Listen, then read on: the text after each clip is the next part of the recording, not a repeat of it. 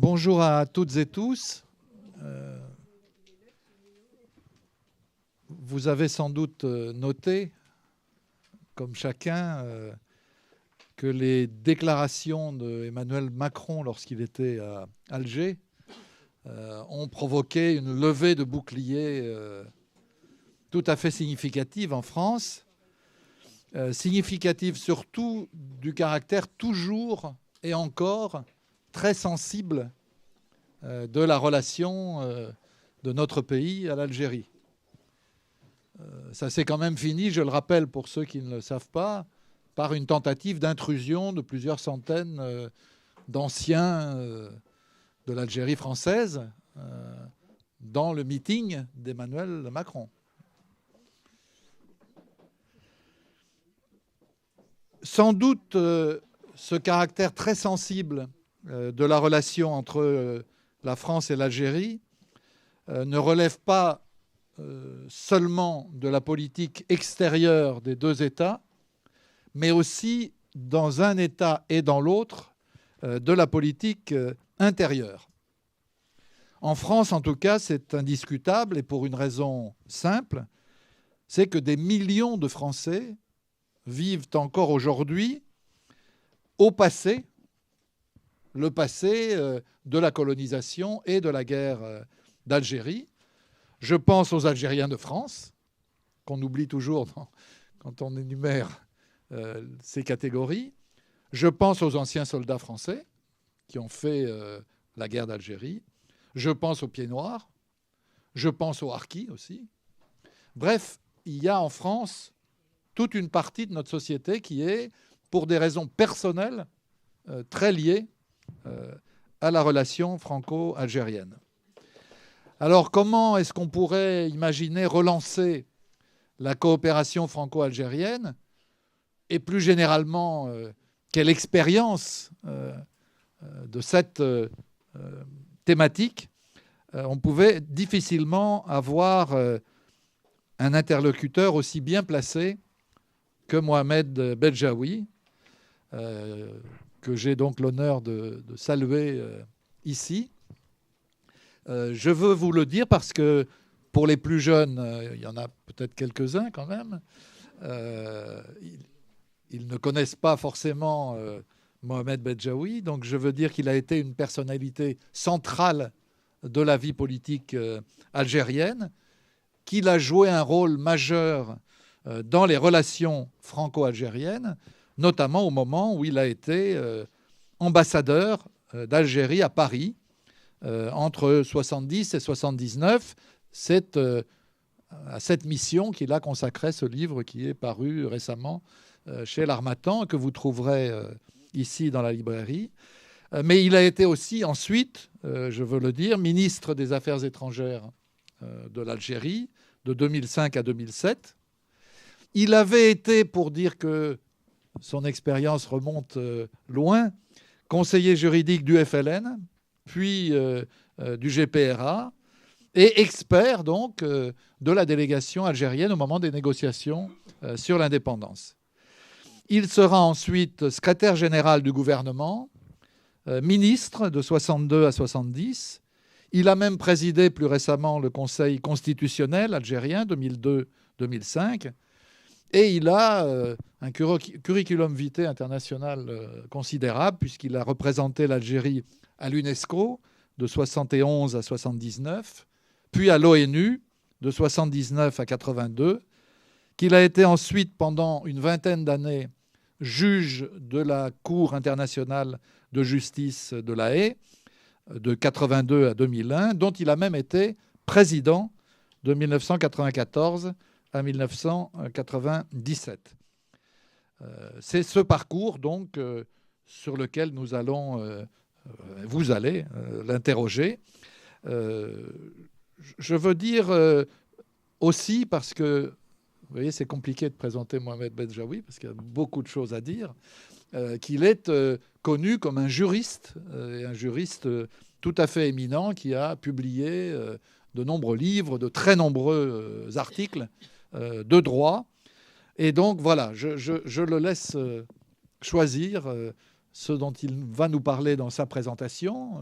Je lui donne comme toujours 20 à 30 minutes pour cette introduction, après quoi vous pourrez lui poser toutes les questions que vous voudrez, y compris, je pense qu'il ne les refusera pas, des questions d'actualité sur ce qui se passe en Algérie et sur la relation franco-algérienne aujourd'hui. Voilà, si vous en êtes d'accord, je vous donne donc la parole. Merci beaucoup. Tout d'abord, je vous suis très reconnaissant d'abord à M. Chaniolo, ici présent, pour avoir organisé cette rencontre. Je remercie beaucoup M. Vidal pour tout ce qu'il vient de dire, avec beaucoup d'indulgence en vérité. Et puis, je me livre à vous, pieds et poings liés, pour les questions que vous voulez me poser. Mais la tradition veut que je dise quelques mots avant. Je peux peut-être vous suspecter de m'avoir tendu un guet-apens, parce que vous parlez d'actualité, vous parlez de tas de choses. Moi, je me suis borné à parler des années 70 sur lesquelles je me suis essayé à faire cet ouvrage qu'on vous a présenté. Alors, si vous voulez bien, je vais parler de cela, et puis on verra vers où nous irons après les questions posées. Bon, on peut dire que j'ai été tenté par l'envie, qui est très humaine peut-être, de faire des mémoires, mais je ne les ai pas commencés à 50 ans ou à 60 ans. Je me suis essayé à me réveiller tout d'un coup et à penser que peut-être c'était utile, c'était mes enfants qui souhaitaient que je leur laisse quelque chose. Et donc faire des mémoires à 86 ou 87, et aujourd'hui j'ai même 88 ans, c'est peut-être une gageure. J'ai essayé quand même de relever le défi. J'ai pu retrouver quelques notes, j'avais quelques points de repère qui m'ont aidé, et le résultat est là. Vous en jugerez pour ceux qui voudront bien se hasarder à le lire. Bon, j'ai voulu évoquer la période au cours de laquelle j'ai eu l'honneur de représenter mon pays auprès du vôtre. C'était en 70, et les autorités du pays, de mon pays, m'ont en quelque sorte oublié ici, ce qui était la meilleure des choses qui pouvaient m'arriver. Et je suis resté finalement 9 ans. 9 ans à Paris, j'étais un peu le doyen de tous ces collègues que j'avais fréquentés dans le cadre diplomatique. C'était une période extrêmement intéressante pour moi et bien sûr pour mon pays. 1970, ça signifie que l'Algérie venait de faire ses premiers pas dans l'exécution, dans l'exécution des accords d'Évian. 8 ans après ces accords, j'étais ici essayant de présenter mes lettres de créance. À l'époque, c'était auprès du président Pompidou. J'avais mal commencé d'ailleurs ma carrière diplomatique en France et je me demandais si je pouvais l'accomplir un jour, puisqu'aussi bien je n'ai pas pu présenter mes lettres de créance et j'ai été renvoyé chez moi. Vous verrez pourquoi, c'est pas la peine que j'en parle, mais enfin. Mais les choses ont pu être rattrapées et en décembre 70, j'ai présenté mes lettres de créance au président Pompidou, qui a été un homme qui m'a particulièrement impressionné, je puis vous le dire. Un homme de culture, un homme d'État véritablement. Et il est infiniment malheureux pour la France qu'elle l'ait perdu aussi prématurément. Alors, c'était une période intéressante avec la présidence du président Valéry Giscard d'Estaing, qui était un homme du conservatisme, mais qui ne craignait pas le changement, disait-il. Et à cette époque-là, les années 70, l'Algérie avait un objectif. Pour nous, Évian, 1962, c'était la conquête de la souveraineté politique du pays. C'était l'indépendance formelle. C'était le drapeau aux Nations Unies. C'était l'hymne national, etc. Mais ce n'était pas la réalité du pouvoir et nous envisagions déjà un Évian 2, avec la conquête de notre indépendance économique. Et c'est à ce moment-là que le président Boumedienne m'avait demandé de me retirer du ministère de la Justice, où j'avais sévi de nombreuses années, pour me demander d'aller, disait-il, au front. Je lui ai dit, mais je n'ai jamais su tenir une bazooka. Comment est-ce que je peux aller au front? Il me dit, tu iras à Paris. Alors, c'est vous dire un petit peu ce qu'on attendait de ma chétive personne. À l'époque, nous voulions une conquête de notre indépendance totale, et nous voulions le faire au galop, et nous avions continué à le faire. C'est dire par avance que cette période, cette ambassade parisienne que j'ai eu l'honneur d'assumer, n'était pas de tout repos, bien sûr. Et j'ai dû, bon an, mal an, faire face aux différents problèmes qui se sont posés dans cette ambassade parisienne.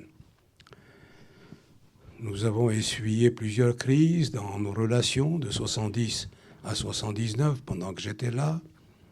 Après la crise du vin, il y a eu la crise du pétrole, des hydrocarbures. Après celle-là, la crise de la main-d'œuvre. On ne voulait plus ce qu'avaient décidé les accords d'Évian, à savoir la liberté de circuler et de s'installer pour les uns comme pour les autres, quand ils voulaient. C'était également la crise, je pourrais dire, de la coopération culturelle dans les années 75, 76, 77, et même une crise qui aurait dû quand même ne pas nous intéresser, nous, Algériens, ou vous, Français, la crise du Sahara occidental. Alors, vraiment, on passait d'un problème difficile à un autre encore plus difficile, et c'est cela la trame de cette période que j'ai vécue pendant 9 ans. Ça ne m'a pas empêché, bien entendu, en dépit de la lourdeur de la tâche, de profiter de Paris, de profiter de ses sortilèges, je peux dire.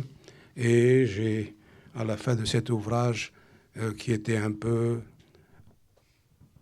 non pas acide, mais attristé, j'ai voulu quand même montrer aux diplomates, aux collègues qui pouvaient me lire, que Paris offrait des séductions particulièrement appréciées. Voilà donc pour, j'allais dire, la trame de cet ouvrage. Mais par-delà tout cela se pose le problème de l'avenir, pas l'avenir des relations, le problème du type de relation entre l'Algérie et la France. J'ai pensé que l'assainissement de nos relations, que j'ai tenté et que je n'ai pas pu achever, était un labeur sans fin. Il y avait quelque chose de cela. Et je me souviens, quand j'ai quitté en 1979, très hautement décoré par le président Giscard d'Estaing auquel il m'arrivait de ne pas m'entendre. J'ai pensé que ces relations, enfin qu'il y avait un grand défi à chercher la normalité des choses. Pourquoi? Pour de multiples raisons, n'est-ce pas? Il y avait d'abord, en parlant des accords d'Évian, n'est-ce pas, des erreurs que nous avons menées ensemble, de part et d'autre. Nous avions pensé qu'il fallait bâtir ces relations sur quelque chose de particulièrement important, à savoir l'élément humain. Et nous nous sommes trompés, vous et nous. Nous avions pensé que le million de Français qui étaient en Algérie pouvait rester là-bas, pouvait même avoir la nationalité algérienne, pouvait contribuer au développement économique et social du pays. Ça n'a pas été le cas. Bien entendu, vous savez pourquoi. Il y a eu l'OAS, évidemment, qui a agi et qui a détruit les perspectives. Autre élément humain, nous avions pensé aussi, en 62, nous ne l'imaginions pas, mais enfin, nous avions pensé que l'émigration algérienne, qu'il a fallu limiter à un contingentement de 35 000 par an, que cette immigration algérienne pouvait être tarie parce que l'Algérie avait besoin de ses enfants, l'Algérie s'industrialisait, l'Algérie se développait et les travailleurs immigrés qui avaient acquis un certain professionnalisme grâce à leur séjour en France pouvaient retourner et dynamiser cette économie algérienne. Nous avions pensé par conséquent que cet élément humain, qui est un trait d'union intéressant, en cas de crise, et il y en a eu une en septembre 1973, en cas de crise, pouvait être rapatrié en Algérie. Ça n'a pas, nous avons commis cette erreur grossière de penser que ça pouvait l'être. Eh bien, les émigrés sont toujours ici. Par conséquent, l'élément humain nous a échappé d'un côté ou de l'autre, n'est-ce pas? Ça peut s'expliquer. Que pourrais-je dire je n'ai pas dépassé encore. Non, que pourrais-je dire de plus, sinon que, au fond, quand je me surprends à être pessimiste à l'instant pour ce qui concerne les relations entre nos deux pays, parce que je ne suis pas pessimiste. Je pense qu'elles peuvent et elles seront améliorées.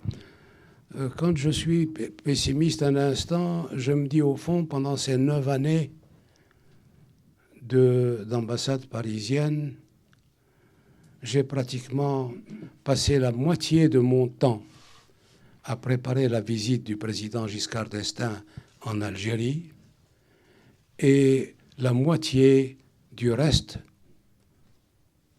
à corriger les effets négatifs de cette visite. Évidemment, c'est peut-être un peu trop pessimiste, mais à travers les questions et les réponses ou à travers ce que vous pourrez lire, vous vous rendrez compte que parfois on peut être gagné par ce pessimisme. Mais foin de tout cela, je pense que nos deux pays qui ont tellement de choses en commun ne pourront pas continuer à subir et effacer des crises successives. Ce n'est plus d'ailleurs le cas maintenant. Nous avons épuisé, j'allais dire, le docket de tous ces problèmes. Je pense qu'aujourd'hui, les relations se sont réellement réchauffées, spécialement depuis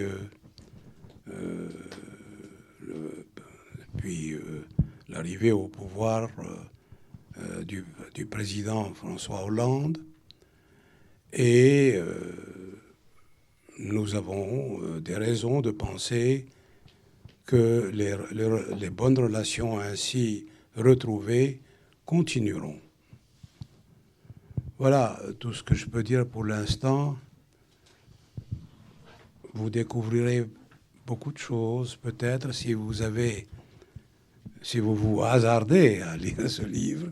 Il y a quelques révélations aussi sur des aspects peu connus de nos relations. Merci. Avant de donner la parole à nos amis pour les questions, je voudrais quand même vous relancer un peu.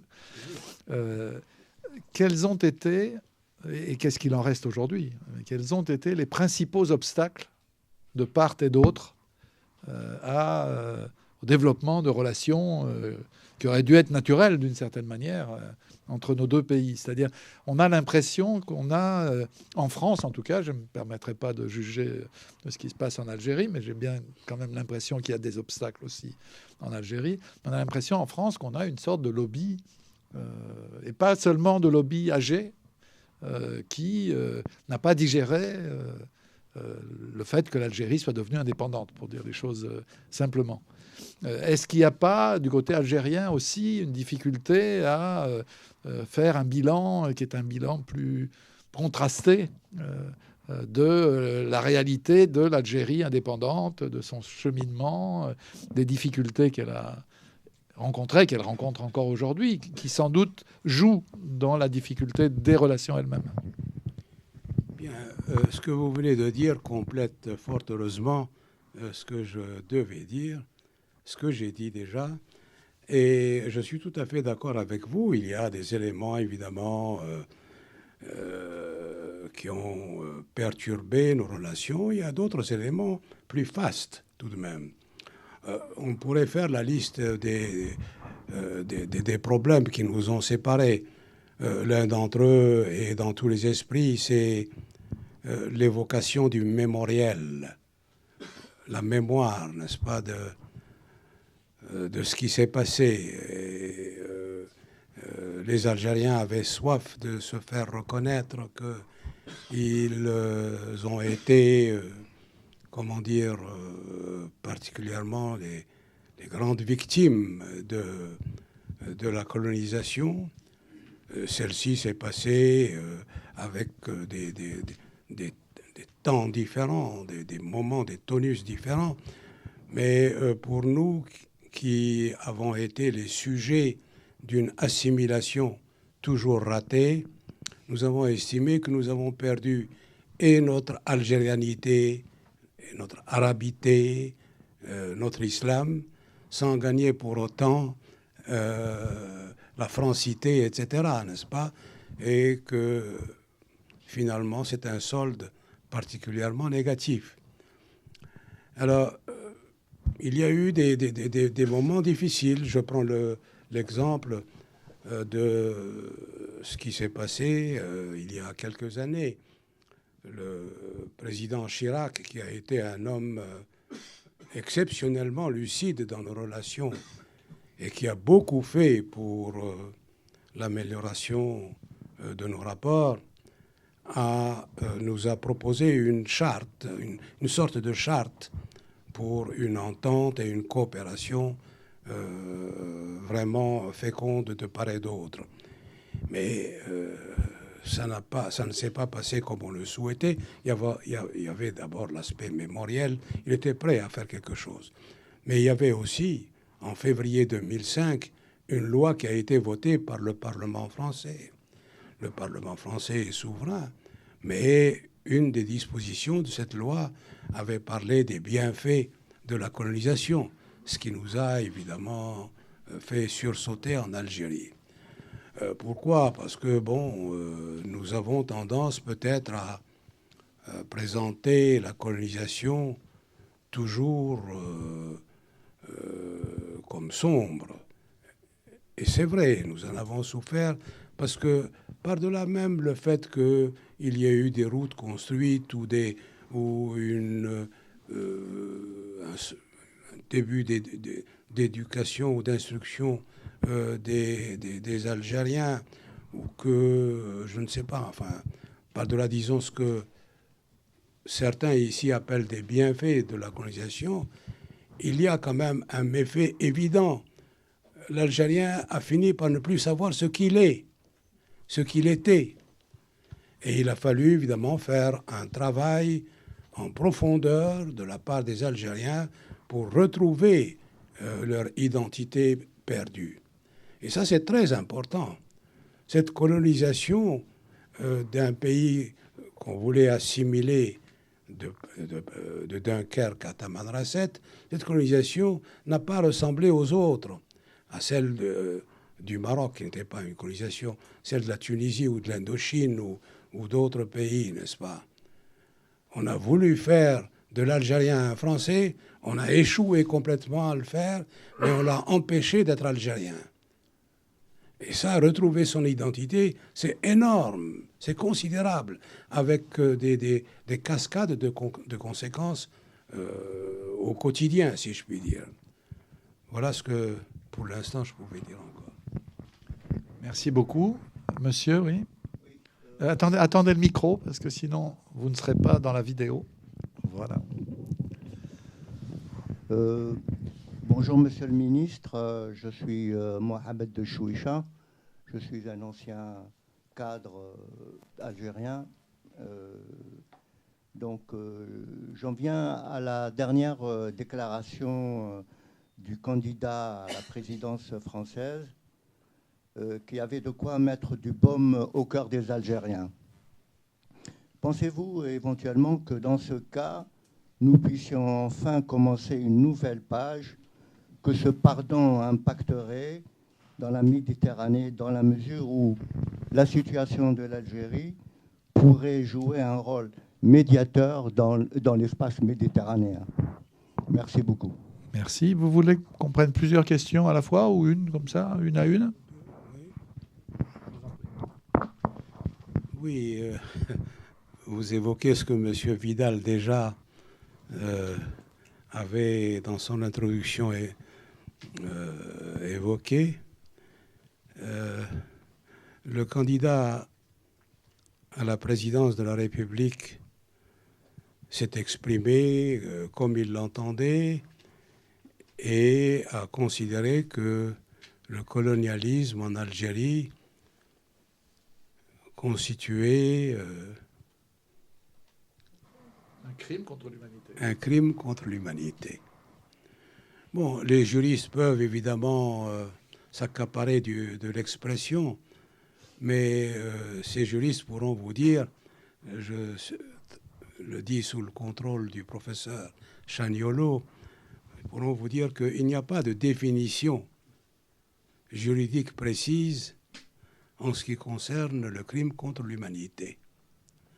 Si vous voulez remonter au tribunal international de Nuremberg de 1945, où il était question de crime contre l'humanité pour la première fois, ben vous vous apercevez qu'on a parlé d'assassinat, de tentative de mettre en esclavage l'être humain, de torture, etc. Mais sans donner, ça a été une énumération de faits sans donner du tout une définition. Nous en sommes toujours là, d'ailleurs, jusqu'à présent. Et la Cour pénale internationale qui siège à La Haye se bat aussi devant ce monstre juridique qu'on a créé. Mais il s'agit tout simplement parce qu'on a cherché à savoir ce qu'est la nature d'un crime contre l'humanité, sa gravité, la qualité de l'auteur, la qualité des victimes, etc., pour trouver une définition.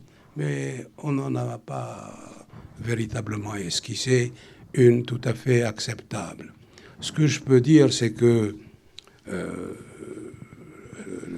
crime contre l'humanité se distingue de tout ce que l'on peut imaginer par le fait de sa gravité et de son caractère systématique c'est-à-dire qu'il touche un ensemble de personnes, des individus, une population, un groupe de personnes. Voilà. Et de ce point de vue-là, la colonisation en Algérie a offert beaucoup d'exemples de crimes contre l'humanité, je peux le dire, en toute sérénité, en toute quiétude, et avec tout le recul nécessaire qui me permet justement d'avoir cette sérénité. C'est un crime contre l'humanité. D'autres questions? Monsieur l'ambassadeur? Mais dites-moi si vous n'êtes pas d'accord, on peut... Pardon, non. Je suis François Nicoulot, j'ai un ancien diplomate, j'ai eu l'occasion de rencontrer monsieur l'ambassadeur Bedjaoui en quelques circonstances. Puis j'ai surtout, j'ai pas de questions, mais c'est un témoignage comme je vous rapporter, parce que moi j'ai la chance d'avoir lu le livre de monsieur Bedjaoui, et je le dis, c'est un livre absolument fantastique. Hein.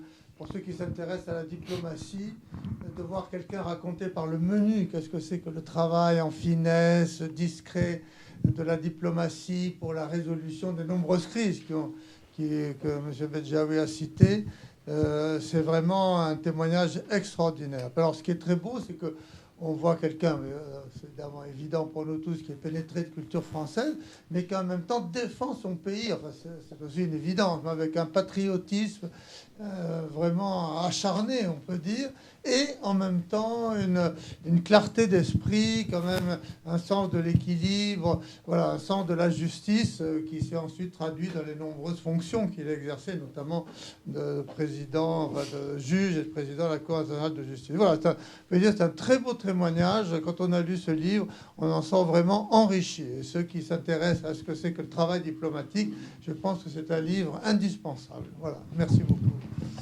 Merci infiniment. D'autres questions? Oui, monsieur. Je voudrais savoir quels sont les... Bonjour.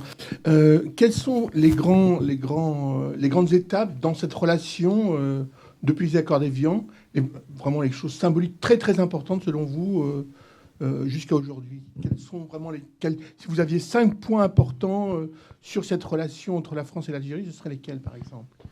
Les 5 points, c'était les différentes crises que j'ai essuyées. D'accord. Mais après 79, évidemment, je n'ai plus participé aux relations entre nos deux pays. Tout ce que je savais, évidemment, c'était à travers ce que je voyais dans la presse ou dans les contacts personnels que j'avais avec tel ou tel dirigeant algérien ou tel dirigeant français. Je dois dire évidemment que je n'ai jamais perdu de vue la relation franco-algérienne. Ce n'est pas possible. Quelles qu'aient pu être mes fonctions et quel qu'ait pu être l'éloignement physique ou géographique que j'avais de ces problèmes, eh bien, je m'y suis toujours intéressé. Il y a eu d'autres crises, évidemment, après 79, mais elles se sont révélées plus légères quand même. C'est tout à fait normal parce que la période que j'ai vécue ici comme ambassadeur était une période de, j'allais dire, de revendication. Un Évian 2, avais-je dit, mais il n'y avait pas d'Évian 3. Là, c'est tout à fait clair. Et après le président Giscard d'Estaing, on a eu le président François Mitterrand qui a pu quand même assainir également les relations. Et pour la première fois, on a vu qu'un président algérien pouvait venir faire une visite officielle en France, n'est-ce pas? Je dois dire, j'ouvre là une parenthèse sur le passé. Dans un des entretiens passionnants que j'ai eus avec le président Pompidou, il avait envisagé justement la visite officielle du président Boumedienne en France. Il la voulait même avant la sienne en Algérie. Puis les événements, évidemment, ont tourné autrement. Donc il y a eu moins de crises, il y a eu des efforts de part et d'autre. Après François Mitterrand, on a eu le président Chirac. Et le président Chirac, j'ai eu l'honneur de dire tout à l'heure que vraiment, il a beaucoup fait pour la relation franco-algérienne. Après le président Chirac, le président Sarkozy a proposé quelque chose pour améliorer les relations. Je dois dire que chacun des présidents, jusqu'où j'ai compris, le président Giscard d'Estaing, chacun avait proposé une sorte de charte. Mais certaines étaient plus ou moins biaisées et d'autres avaient souffert du fait que dans la périphérie, les circonstances n'étaient pas favorables pour leur accomplissement. C'est ainsi que j'avais parlé du président Chirac qui avait proposé un traité pratiquement copié sur le traité franco-allemand qui a permis l'extraordinaire victoire du bon sens entre deux pays qui se sont détruits réciproquement pendant presque un siècle. Alors, les choses se sont améliorées et elles sont bonnes aujourd'hui. Elles sont bonnes. Mais ça reste quand même fragile. Il faut faire quelque chose. Le mémorial, il faut l'envisager froidement et simplement. Le cas algérien est un cas spécifique parce qu'on a voulu l'assimilation, qu'on n'a pas voulu au Maroc ou en Tunisie, qui étaient des protectorats, n'est-ce pas? Et cette assimilation avait son prix extraordinaire, c'est-à-dire la disparition à tout jamais de l'identité algérienne. Et donc, n'ayant pas réussi, cette assimilation a été une catastrophe, une double catastrophe. On n'a obtenu ni l'un ni l'autre, n'est-ce pas? Alors, bon, j'arrête là. Merci. Merci. D'autres questions, madame? Bonjour, alors je suis Sarah Adjel, doctorante.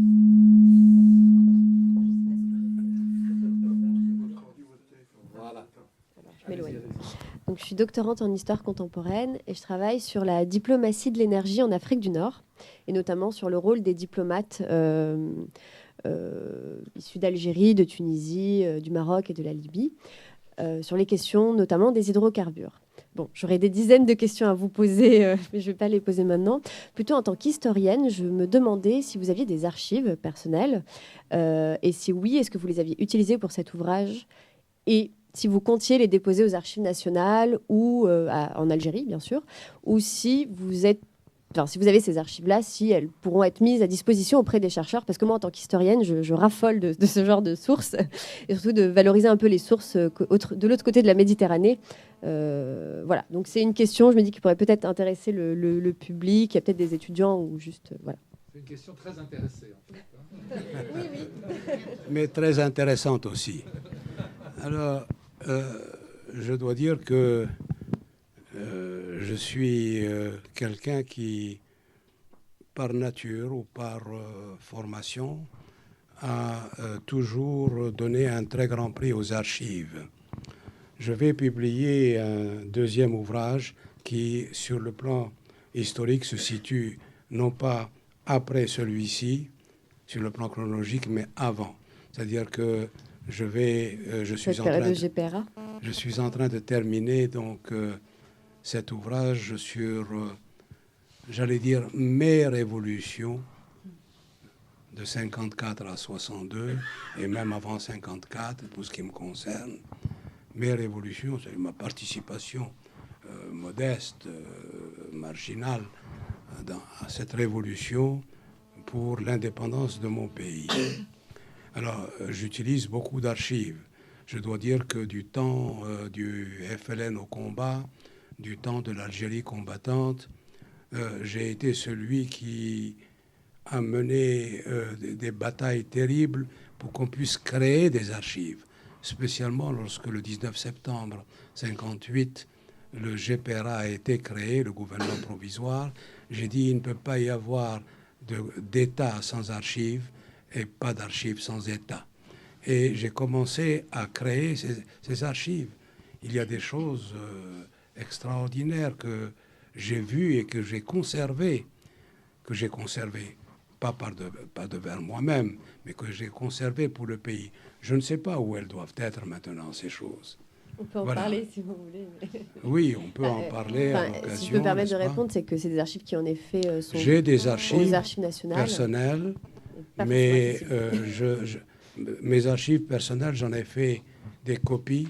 J'ai conservé les copies pour moi-même et les originaux, je les ai remis aux archives nationales qui sont dans la banlieue d'Alger, à Bir Bandraès. Mais j'ai eu aussi la chance d'avoir les archives d'un grand monsieur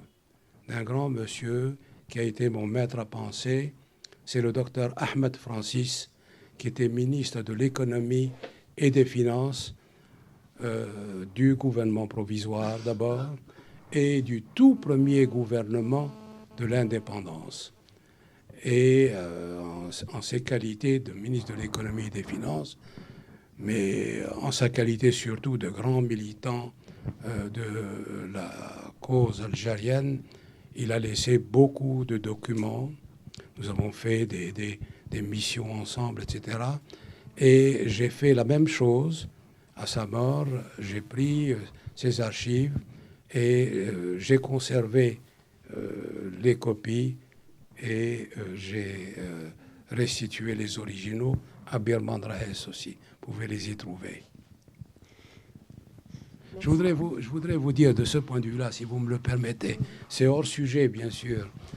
Lorsque le GPRA a été constitué le 19 septembre 1958, j'étais au Caire parce que 10 jours auparavant, mais pas un jour de plus, 10 jours auparavant, on m'a appelé, j'étais le conseiller juridique du FLN. On me dit... c'était un coup de téléphone du docteur Ahmed Francis, précisément. Et il me dit, tu as un DC-6 de Suissair demain matin à 9h, prends-le et viens au Caire. Point à la ligne. Je ne savais pas si c'était une mission pour quelques jours ou pour un an. Et c'était en réalité pour préparer les documents nécessaires pour la création du GPRA, du gouvernement provisoire. Et quand, au bout des 10 jours, nous avons quand même fait la proclamation, un vendredi à 13h, dans un des grands hôtels du Caire, où j'ai vu, de mes propres yeux, où j'ai vu des gens qui étaient accrochés au plafond. Je ne sais pas comment ils pouvaient l'être, mais la salle était plus que comble, les gens étaient les uns sur les autres, n'est-ce pas ? Et juste 48 heures après, le deuxième gouvernement qui a reconnu ce gouvernement provisoire, ça a été la Chine populaire de Mao Tse-tung. J'étais aux côtés du président Farhat Abbas, qui était le président du GPRA, et l'ambassadeur est venu, accompagné de son interprète, nous a présenté un document aussi grand que ceci, un superbe parchemin comme j'en ai jamais vu, et c'était évidemment dans une langue à laquelle nous ne pouvions pas accéder. Et c'était très beau. C'était vraiment un document d'archives, un document de musée. Et il y avait un deuxième parchemin, c'était la traduction officielle en arabe, n'est-ce pas, superbement calligraphié. Mais tout ça 48 heures après. La Chine était à 12 000 kilomètres de là. Et c'était des originaux extraordinaires, n'est-ce pas? Nous avions un deuxième document. Ce qui frappait surtout dans ces parchemins, c'était la grandeur du sceau de l'État, n'est-ce pas? Et c'était un document de musée, un document d'archives. je l'ai vraiment... Bon, c'est pour vous donner un détail, mais il y a beaucoup d'autres documents que j'ai pu ramasser comme cela. Et nous avons créé, j'ai créé, je peux le dire, ces archives de l'État. Il y avait un avocat de Tanger, un avocat d'origine algérienne, mais qui vivait au Maroc, qui était l'avocat des 5 détenus, des 5 leaders qui étaient détenus, qui avaient fait l'objet, le 22 octobre 1956, du déroutement de leur DC-3 sur Alger. Eh bien, il allait fréquemment les voir, et c'était par son intermédiaire que le GPRA communiquait en quelque sorte avec les 5 leaders qui étaient, au moins 4 d'entre eux, membres du GPRA, n'est-ce pas? Eh bien, ils avaient tout le temps nécessaire à Aulnoy, à Turcan, au château de ceci ou de cela, tout le temps nécessaire pour faire beaucoup de lettres, beaucoup de messages. Eh bien, ils venaient avec 1 kilo de documents de la part de Ben Bella, de Khider et d'autres, n'est-ce pas? Et je les ai arrachés à d'autres, à Tunis et au Caire, pour les conserver pour les archives. J'en ai eu quelques-uns. Ceux qui s'opposaient à moi pour cela, c'était le ministère des Liaisons Générales et de l'Armement. C'était tout à fait normal, c'était le secret, et il fallait aussi qu'ils gardent ces choses-là précieusement. L'essentiel, c'était de les garder précieusement. Alors, il y en a une partie qui était chez moi, enfin, à la présidence du GPRA, une autre partie au ministère de l'Intérieur, et ainsi de suite. Tout cela a été véhiculé du Caire, puis de Tunis jusqu'à Alger, à l'indépendance, et tout cela existe dans les archives. Mais elles seront ouvertes, je ne sais quand.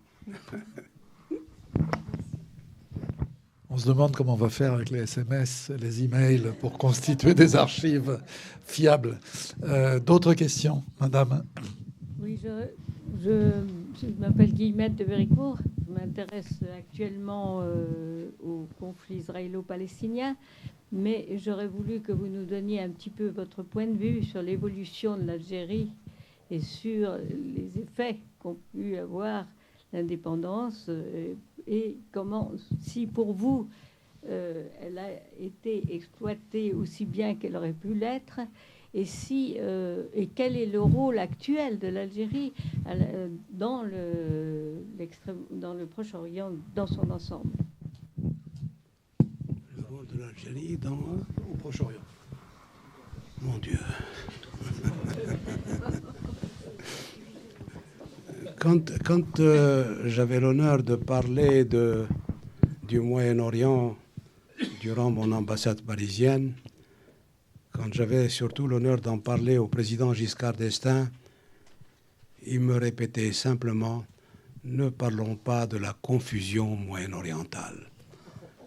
Le Moyen-Orient, c'était la confusion. Je n'ai pas...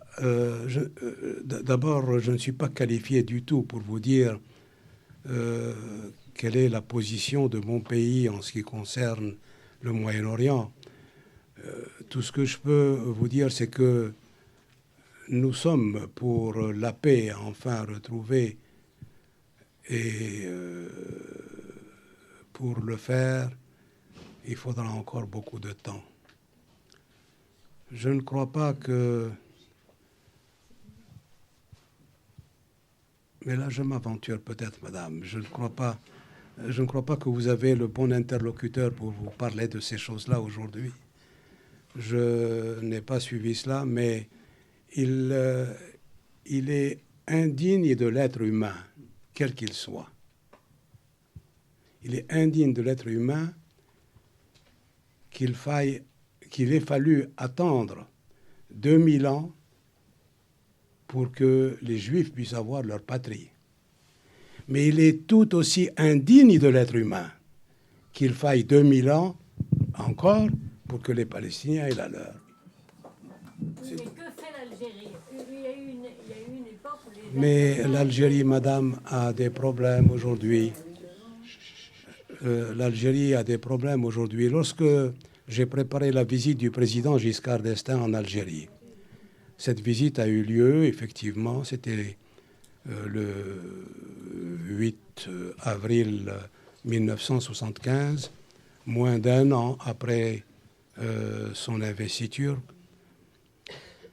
eh bien l'Algérie était un grand guépard à l'époque. Elle ne l'est plus autant maintenant. L'Algérie, à cette époque-là, avait présidé en septembre 1973 le mouvement des pays non alignés. Il y a eu une constellation jamais vue à l'époque d'une centaine, je dis bien d'une centaine, de chefs d'État et de gouvernement qui se sont pressés de venir à Alger. Alger était une capitale de 2 milliards d'habitants, avec ses non-alignés, justement. C'était cette Algérie qui voulait être l'interlocutrice privilégiée de la France. L'Algérie, au même moment, était présidente du monde arabe. Et là, c'était une politique, n'est-ce pas? Nous avons dit non, non et non, 3 fois non. C'était la politique du niet, 3 fois non. 3 fois non à ce qu'on nous demandait en Occident pour régler le problème, qui n'était qu'une capitulation pure et simple sous l'égide d'Israël. Bon. L'Algérie, en 3e lieu, avait présidé à ce moment-là le Parlement du monde. C'était en septembre également, en septembre 1973, le ministre des Affaires étrangères algérien, l'actuel président Bouteflika, avait été élu président de l'Assemblée générale des Nations unies. L'Algérie, à cette époque-là également, était présidente des pays producteurs de pétrole, d'hydrocarbures en général. Et elle avait tenu, 1 mois avant l'arrivée du président Giscard d'Estaing en visite officielle, donc mars 1975, elle a tenu un sommet des chefs d'État des pays producteurs de pétrole. C'était le premier dans l'histoire, le premier sommet et le dernier. Il n'y en a jamais eu auparavant. L'Algérie était donc beaucoup de choses. J'oublie certainement dans mon énumération. Et on voulait qu'entre l'Algérie et la France, il y ait vraiment une relation d'une densité exceptionnelle, parce qu'on a vu que ce conservateur qui s'appelait Giscard d'Estaing ne craignait pas le changement, comme il le disait. Et il avait essayé, parce que le monde entier avait essuyé la crise énergétique en 70, en 71 et en 73. Donc il avait essayé, le président Giscard d'Estaing, de réunir à l'Élysée une vingtaine de pays appartenant aux consommateurs d'hydrocarbures et aux producteurs d'hydrocarbures pour essayer de trouver un modus vivendi, n'est-ce pas? Et on a vu que, bon, il a dû abandonner le projet, ça n'a pas marché, mais à travers nous-mêmes, à travers l'Algérie, nous voulions justement l'aider à faire en sorte que le monde puisse devenir vivable. Il y avait tout un projet aux Nations Unies, ce qu'on appelait les négociations globales. Globales, c'est-à-dire universelles véritablement, qui allait entraîner la planète entière dans un donner et recevoir équilibrant en quelque sorte les différentes populations de l'humanité pour qu'il n'y ait pas des trop riches face à des trop pauvres, n'est-ce pas? Enfin, un certain équilibre. Alors voilà ce que l'Algérie faisait, ce qu'elle était. Aujourd'hui, elle n'est plus cela, madame. Je n'ai pas besoin de vous parler du présent. Je serais très gêné de vous en parler. Madame m'a ouvert la voie, j'en profite. Bon, je comprends bien que vous seriez gêné d'en parler, mais enfin, le fait est que cette Algérie qui était à la pointe du combat diplomatique des émergents dans cette période, je me souviens personnellement très bien de la chose, y compris par des séjours à Alger à l'époque. Bon, cette Algérie, la diplomatie algérienne, disons pour parler simplement, ne joue plus du tout ce rôle. Elle n'a pas l'impact qu'elle avait à l'époque, et elle vient d'essuyer une défaite qu'on peut qualifier au plan diplomatique d'historique, avec le retour en fanfare du Maroc au sein de l'Union africaine. À votre avis, qu'est-ce qui explique cette évolution?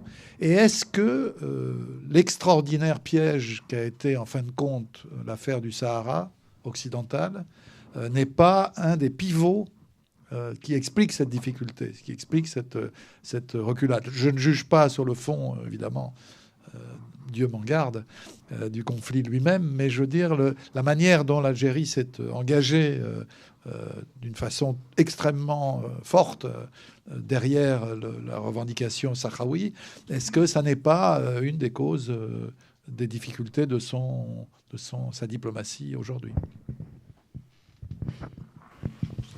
Oui, vous avez raison. Ce qui caractérise la diplomatie d'hier et celle d'aujourd'hui, tout autant, la diplomatie de l'Algérie, bien entendu, c'est le fait qu'elle soit assez désintéressée. Tout État doit évidemment lutter pour faire valoir ses intérêts. C'est tout à fait légitime. Nous n'avons pas laissé de côté les nôtres d'intérêts. Mais une particularité vraiment saillante de cette diplomatie, de cette politique, a été d'aider au mieux, pour le bénéfice de la paix, de la sécurité. Et c'est la raison pour laquelle, déjà pendant la guerre de libération nationale, tout faibles que nous étions, nous avions aidé les mouvements de libération nationale. Nous leur avons donné l'exemple. Nous les avons aidés. Moi, j'en suis pas seulement le témoin, j'en suis l'acteur. On n'a pas le temps, malheureusement, de parler de cela ici. Mais l'Algérie a toujours aidé de son mieux, malgré la faiblesse de ses moyens, ceux qui souffraient autant ou davantage qu'elle. Ça, c'est un des grands principes de la diplomatie algérienne. Le deuxième principe, qui est le corollaire de celui-ci, l'Algérie n'a jamais voulu engager ses troupes à l'extérieur de ses frontières. Parce qu'il peut y avoir des dérives, il peut y avoir des problèmes, et l'Algérie n'a pas eu et n'a jamais eu l'intention d'envoyer ses troupes au Mali ou au Maroc ou ailleurs. Par conséquent, nous excluons la guerre, nous excluons même une intervention bénéfique, nous l'excluons, nous préférons agir diplomatiquement plutôt que par les armes. Voilà les deux éléments de cette diplomatie. Ça n'a pas changé depuis lors. Moi, je peux vous dire une chose, je l'ai vécu. Le président Senghor, qui nous critiquait tous les jours, parce qu'il ne comprenait pas notre politique. Nous ne comprenions pas la sienne non plus. Le président Senghor, quand il s'est agi des difficultés durant la crise pétrolière, la crise énergétique mondiale, nous a demandé du pétrole. À ce jour, le Sénégal ne l'a pas encore payé et ne le paiera jamais parce qu'on a effacé la note. Et il était notre adversaire pourtant, à plusieurs égards, et en particulier pour ce qui concerne le Sahara occidental. J'ai vécu cela. L'Algérie a aidé les mouvements de libération nationale jusqu'à leur indépendance, et même, enfin, il y a beaucoup de détails, vous les connaissez d'ailleurs, n'est-ce pas? Alors, maintenant que l'Algérie se soit laissée entraîner à aider le Polisario à faire valoir ses droits qui sont légitimes, n'est-ce pas?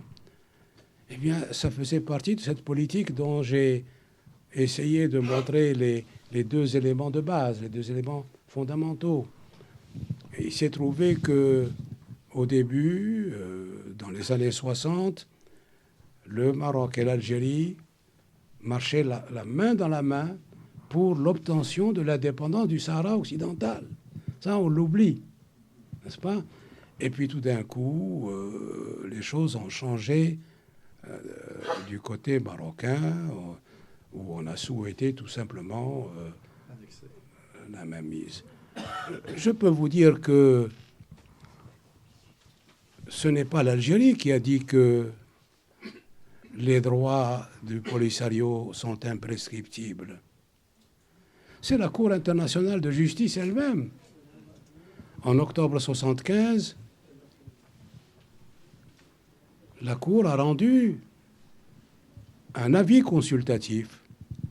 À la demande de qui d'ailleurs? C'était à la demande du Maroc lui-même. Aux Nations Unies, mon ami, que Dieu ait son âme, l'ambassadeur Slaoui, avait rédigé une demande approuvée par l'Assemblée générale, laquelle Assemblée générale était présidée par Bouteflika lui-même. Donc nous avons accepté de jouer le jeu complètement.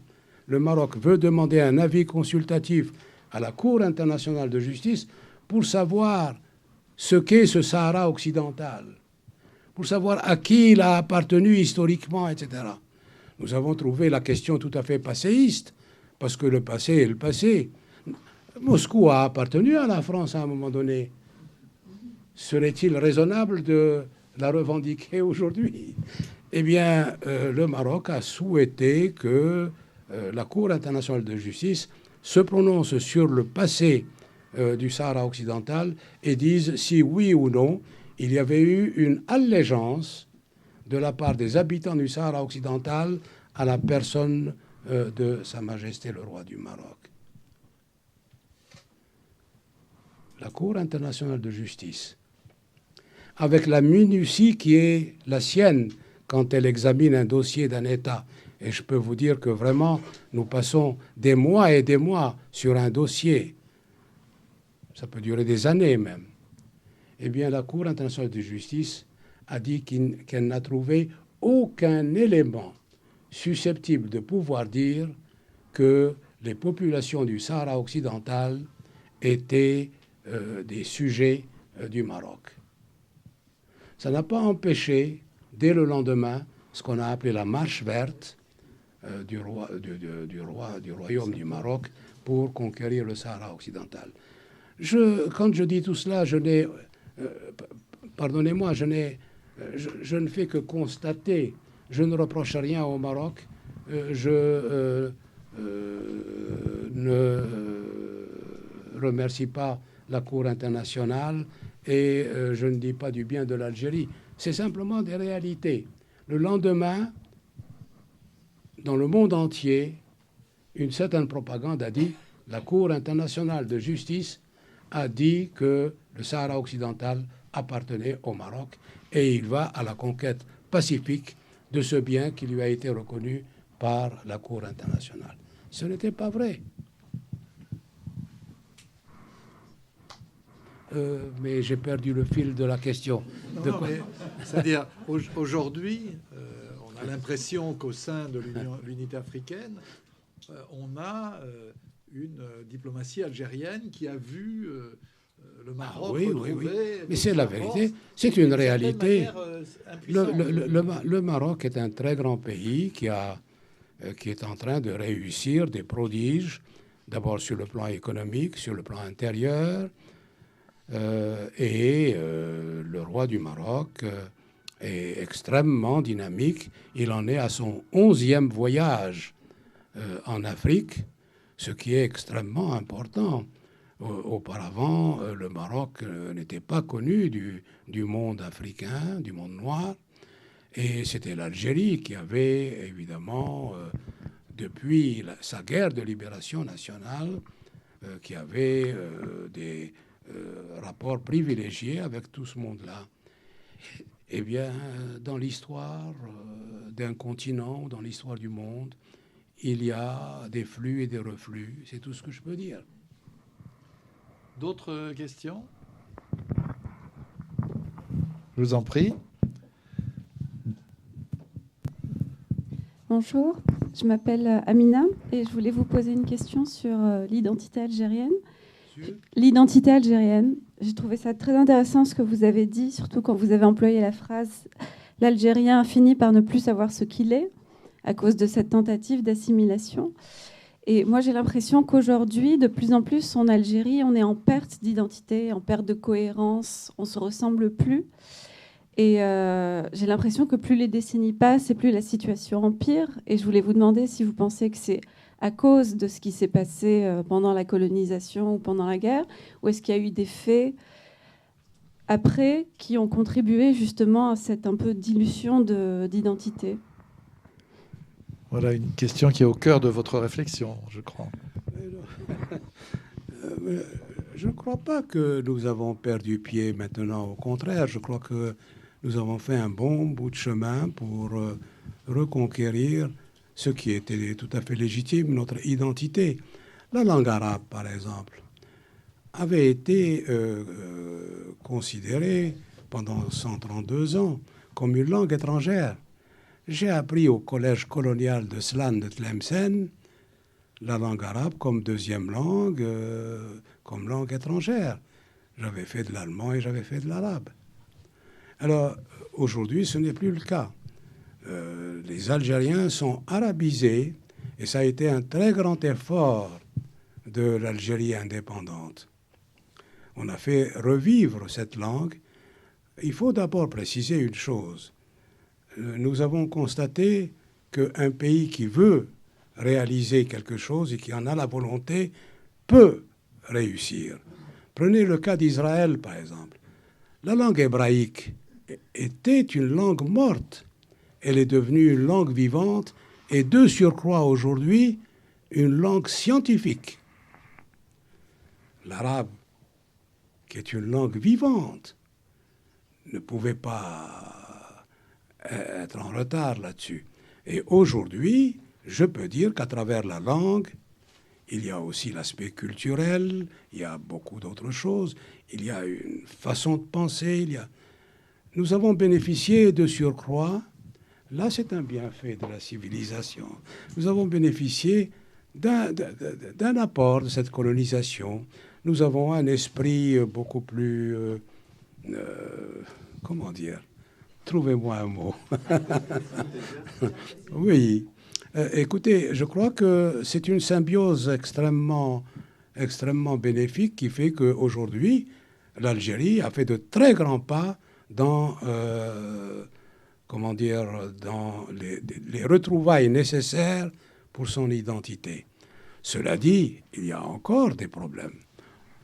Il y a quelques mois, je suis passé à l'ambassade d'Algérie, voir quelqu'un ou demander un papier, je ne sais plus quoi.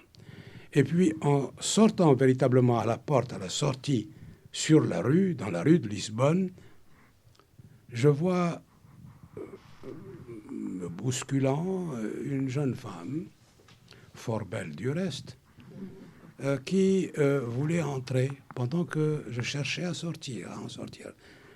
Je me suis évidemment,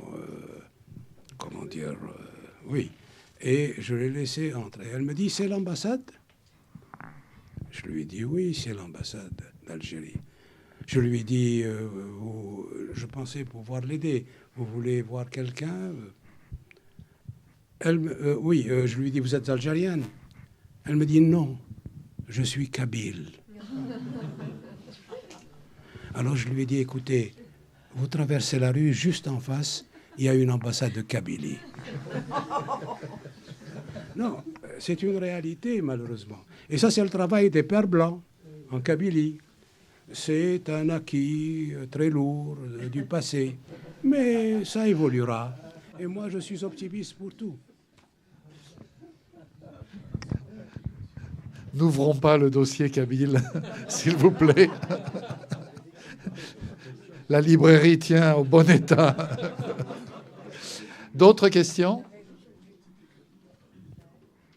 Oui, je vous en prie. Ici. Puis je trouve Daniel Ginquin très silencieux. Je suis sûr que témoin de toute cette période, il aurait à dire. Bonjour, je m'appelle Fauzia, je suis une assidue donc, de l'IREMO. Je vous entends mal, madame, vous savez... Je m'appelle Fauzia. Voilà, et donc je fréquente l'IREMO de manière assidue. Je ne suis ni chercheuse ni quoi que ce soit, je suis à la retraite. Bon. Et j'aimerais savoir si l'Algérie reconnaît quand même la mazérité de son territoire, comme le Maroc vient de le faire, qu'il a inscrit dans la Constitution. La mazérité. La mazérité. Ah, la mazérité. Ah oui, bien sûr. Mais est-ce que la langue amazigh est enseignée? Mais je crois, oui. Ah bon, d'accord. Tout ce que je voulais savoir. Vous savez, je vais vous dire une chose.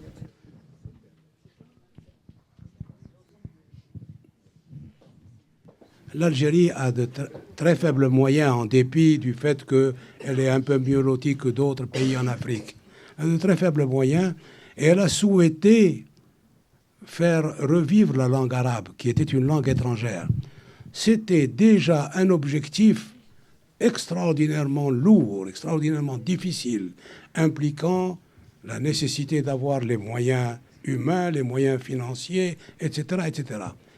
Et elle s'est permise, parce que la paix sociale le voulait, et c'était normal, elle s'est permise, j'allais dire, d'alourdir encore sa tâche en reconnaissant la mazérité comme langue nationale. C'était déjà extrêmement difficile, je l'ai vécu pendant des années, de pouvoir enseigner l'arabe, de pouvoir arabiser le pays. Vous voyez un petit peu les administrations, comment elles doivent fonctionner avec des papiers tout d'un coup en arabe et non plus en français. Enfin, c'est tout un problème. Eh bien, malgré ça, elle est en train de réussir ce qu'on peut dire, ce que je peux considérer comme un prodige. C'est une tâche supplémentaire et elle l'assume. Elle a eu ce courage et c'est une bonne chose. Merci. D'autres questions ?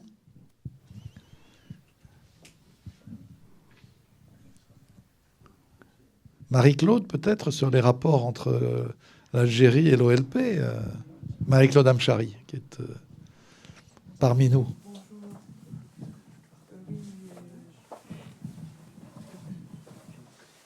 Je voulais vous remercier personnellement pour l'aide que vous m'avez apportée au moment de l'assassinat de Mahmoud, qui à l'époque était le premier représentant de l'OLP à Paris.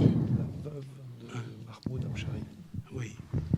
Et donc, je tiens à vous remercier très chaleureusement parce que vous avez été là sur le plan humain et également sur le plan politique en France où il était difficile de parler des Palestiniens et de donner un peu l'histoire de ce peuple et de sa juste cause. Voilà, donc à ce moment-là, l'Algérie était évidemment soutenait très fortement l'OLP, le Fatah et les principales organisations palestiniennes. Et j'aimerais savoir si actuellement ce soutien est également acquis à l'OLP et aux Palestiniens. Voilà, merci. Le temps me fait défaut, je ne veux pas quand même vous importuner, mais après la guerre des 6 jours, qui a été un cataclysme effroyable pour l'ensemble du monde arabe, j'ai demandé à tous les pays arabes d'envoyer leurs délégués à Alger, j'étais ministre de la Justice, pour que nous puissions faire un colloque sur la Palestine. Et je l'ai fait dans des conditions extrêmement difficiles. Je dois dire également qu'on ne m'a pas envoyé des juristes de qualité et qu'il a fallu à la fin, parce que j'ai engagé ma parole, il a fallu à la fin faire un livre blanc sur la question palestinienne. Je l'ai fait, et c'est moi qui l'ai rédigé. Il y avait 270 pages seulement. et pas les participants au colloque qui ont fait défaut. Ils étaient là pour palabrer, mais quand ils sont partis, ils n'ont pas produit de papier là-dessus. Est venu le temps ensuite de la publication de cet ouvrage. Je suis allé frapper à la prison de Maison Carrée, à la prison d'Al-Harrach, c'est-à-dire chez les miens, chez mes détenus.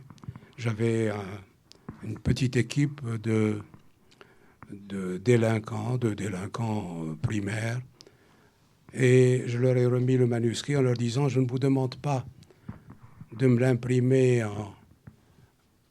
en 1 an ou en 6 mois, je vous le laisse.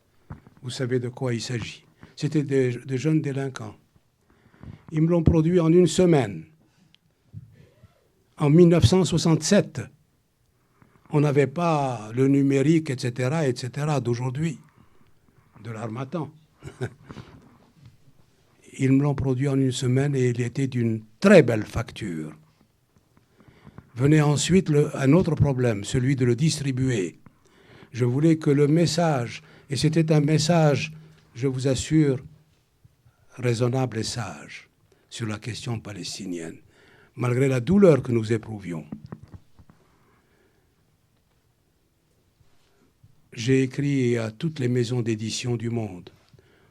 Aucune maison d'édition n'a accepté de le diffuser. J'ai réussi à le faire diffuser dans une librairie à Genève, rue Jean-Jacques Rousseau, place Cornavin. Et ce libraire, très indépendant, m'a demandé quel prix il fallait fixer à ce livre. Je lui ai dit, je veux simplement que le message passe, un message de sagesse. Il l'a vendu du mieux qu'il a pu, mais quand il l'a affiché en vitrine et que sur la pile, il mettait ce livre sur la question palestinienne, 2 heures plus tard, quand il revenait voir la vitrine, ce livre était tout à fait au-dessous. Il y avait des petits génies qui passaient de temps en temps pour pour cacher en quelque sorte ce livre. Mais il a eu quelques traductions en anglais, en espagnol, mais il n'a pas eu de diffusion du tout. J'ai ce courrier encore de Hachette, de toutes les grandes maisons.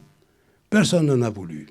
Mais je reviens à la question palestinienne, et j'ai dit tout à l'heure ce que j'en pensais. Il risque d'y avoir une 3e guerre mondiale si on ne règle pas ce problème. C'est tout ce que je puis dire. Spécialement avec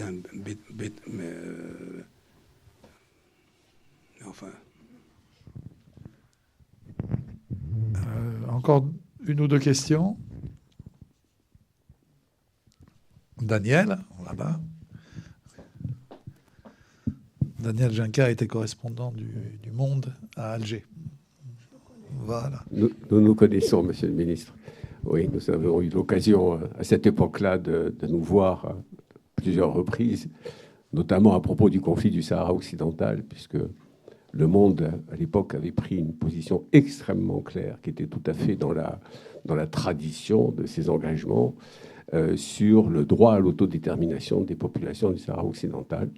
Et ce n'était pas du tout parce que nous recevions au journal des subsides comme certains propagandistes attachés à la cause marocaine le laissaient entendre.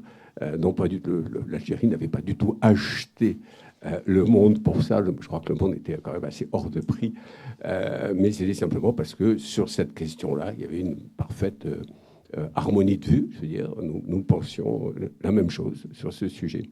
Mais on en a déjà parlé, donc je ne vais pas revenir là-dessus. J'ai, moi, un autre moment qui a été très fort pendant cette période-là, ça a été une période dans ces années 70 où le racisme et les violences à l'égard de la communauté algérienne en France ont été particulièrement violentes, et ça s'est même traduit par vous vous en souvenez bien sûr, par des assassinats épouvantables, à Marseille entre autres, mais bon, les incidents se multipliaient. Et vous aviez eu l'occasion à un moment, ce qui n'était pas du tout dans votre ton et dans vos habitudes, de faire une déclaration qui avait marqué, puisque vous aviez dénoncé dans une conférence de presse publique le racisme en France.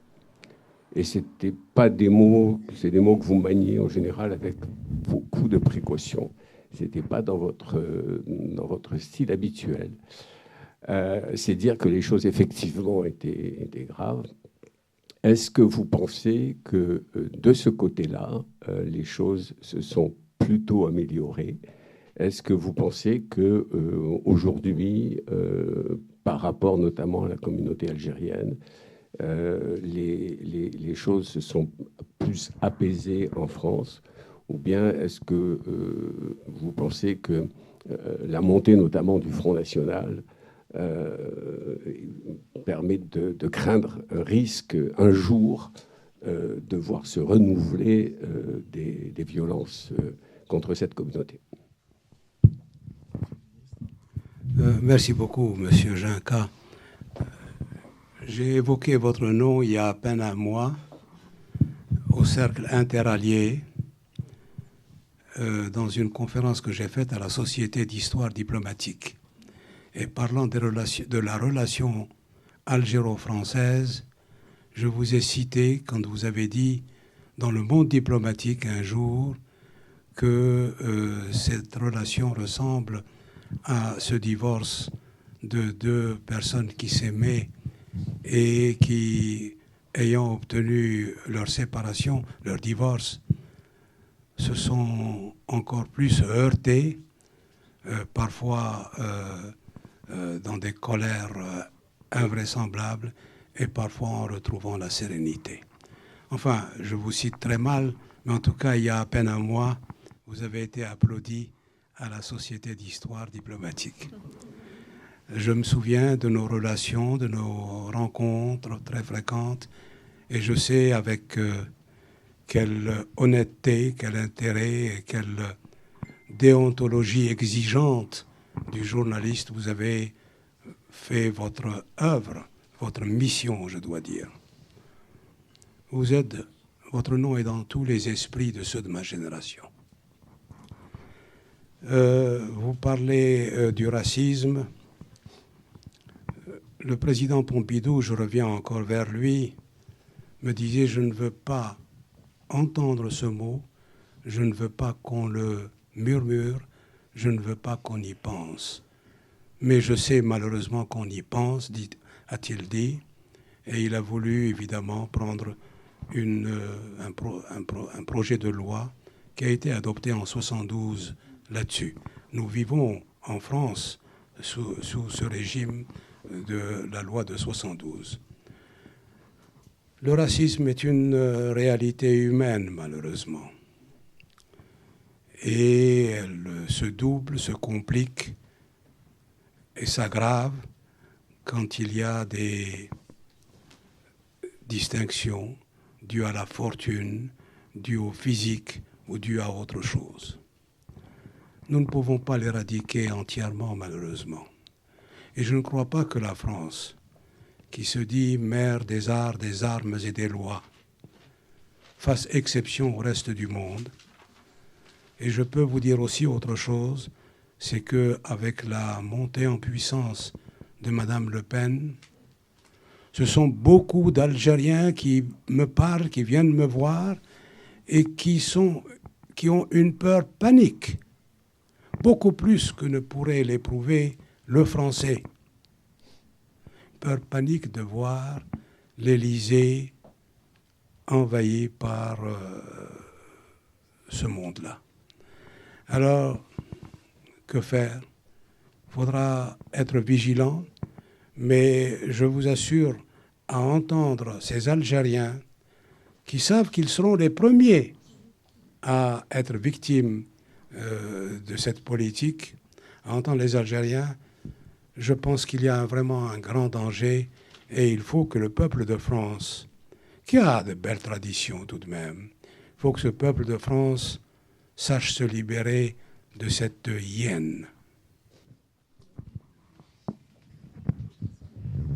On va sans doute conclure là-dessus. Je voudrais juste dire un mot, Monsieur le ministre, si vous me permettez. Il y a un article cet après-midi dans Le Monde que je vous conseille de lire, qui est l'enquête annuelle sur l'enracinement des idées du Front National, à la fois ses avancées, aussi les difficultés qu'il rencontre. Ça n'est pas un article unilatéral, il est extrêmement attentif à la complexité des choses. Ce qu'il n'évoque pas, et qui me paraît le plus préoccupant dans tout ça, c'est le fait que la dédiabolisation, entre guillemets, d'en haut, elle n'existe pas en bas. C'est-à-dire que toute la sociologie, et y compris l'expérience personnelle qu'on peut avoir du Front National, c'est que les efforts qu'a fait Marine Le Pen pour ripolliner la façade et la rendre plus sympathique, ou en tout cas moins antipathique, ils n'ont pas été des efforts en bas. En bas, c'est toujours le vieux Front National, celui dont vous parlez, et qui fait peur, à juste titre, et pas seulement d'ailleurs aux Algériens, qui peut faire peur à un très grand nombre de Français, ou en tout cas d'habitants de la France. Donc il y a là quelque chose qui mérite d'être approfondi et lu avec beaucoup de sérieux. Merci encore. Oui, je vous en prie. Oui, je voudrais peut-être ajouter quelque chose à une question qui a été posée tout à l'heure. On a dit que l'Algérie n'est plus celle qu'elle était dans les années 70, qu'elle est un peu en déclin ou en retard par rapport, par exemple, à l'action à mener en Afrique, etc. Je dois dire ceci. Dans la relation algéro-française, il y a quelque chose que seule l'Algérie peut offrir par rapport à d'autres pays d'Afrique. L'Algérie offre 1000 kilomètres, presque 1100 kilomètres de côte face à l'Europe, face à la France, qui est à 50 minutes de vol seulement de l'Algérie. Ceci n'est offert par aucun autre État. Et ça peut signifier beaucoup de choses, je n'ai pas le temps de le développer. Deuxième chose, l'Algérie a eu une expérience extrêmement douloureuse pendant toute une décennie de ce qu'est le terrorisme islamiste. Elle a aujourd'hui une expérience à nul autre pareil. Et de ce point de vue-là aussi, elle offre cette expérience dans la relation algéro-française qui peut se construire. C'est un deuxième point. Un troisième point, l'Algérie, malgré les difficultés, malgré nos erreurs, n'a pas quand même, dilapidé ses richesses. Lorsque j'étais secrétaire général du gouvernement au début de l'indépendance, j'avais dressé la carte géologique du pays. J'avais demandé qu'on la dresse, mais avec les moyens technologiques nouveaux à l'époque, n'est-ce pas? Et on a pu, à ce moment-là, d'une façon très scientifique, voir ce que le sous-sol de l'Algérie détenait. Nous avons consommé les hydrocarbures. Nous avons quelques jerrycans de pétrole. Nous ne sommes pas une grande puissance pétrolière. Mais nous sommes une puissance gazière, de gaz naturel. Ça, c'est très important, n'est-ce pas? Nous avons beaucoup dilapidé notre bien. Nous avons vécu pendant des décennies et nous vivons encore sur le produit des hydrocarbures vendus à l'étranger. Mais le reste de nos richesses est toujours dans le sous-sol. Il y a donc ce troisième point, à savoir que l'Algérie est riche, qu'elle peut, dans le développement économique de cette région euro-méditerranéenne, jouer un grand rôle à raison précisément de ses ressources. Je m'arrête là. Merci Bassi. Merci Monsieur le Ministre d'être venu avec nous et merci tous ceux qui ont participé à cette rencontre. À une prochaine fois.